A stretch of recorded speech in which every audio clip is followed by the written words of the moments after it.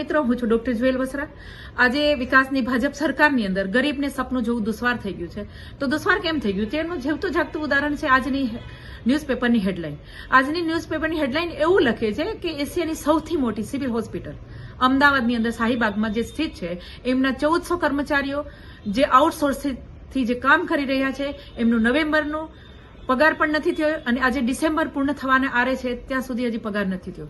જ્યારે એવું એમના સિવિલ હોસ્પિટલના સુપ્રિન્ટેન્ડન્ટને એવું પૂછવામાં આવ્યું કે આ લોકોનો પગાર, કર્મચારીઓનો પગાર કેમ નથી કરવામાં આવ્યો, ત્યારે સુપ્રિન્ટેન્ડન્ટે એવો જવાબ આપ્યો કે એજન્સી બદલી છે એટલે આમનો પગાર નથી કરવામાં આવ્યો। તો એજન્સી બદલી છે, કર્મચારીઓ તો કામ કર્યું છે, તો કર્મચારીઓનો પગાર કેમ તમે રોકી રાખ્યો છે? તો મારે સરકારને, ગુજરાત સરકારને એટલું જ પૂછવાનું રહ્યું છે કે તમે આ એજન્સીનું બિલ પાસ નથી કર્યું તો શું કામ નથી કર્યું? તમારી પાસે, ગુજરાત સરકાર પાસે પૈસા નથી? જો ગુજરાત સરકારે એમનું બિલ પાસ કર્યું હોય તો એજન્સીએ કર્મચારીના પૈસા કેમ રોકી રાખ્યા છે? આજે સાહેબ 2 મહિનાનો પગાર જ્યારે એક કર્મચારીનો 10,000 કે 12,000માં જે કર્મચારી કામ કરતો હોય, એમનું ઘરનું નિર્વાહ કેવી રીતે કરી શકે પગાર વગર? આજે એમના બેંકના હપ્તાઓ બાઉન્સ થઈ રહ્યા છે।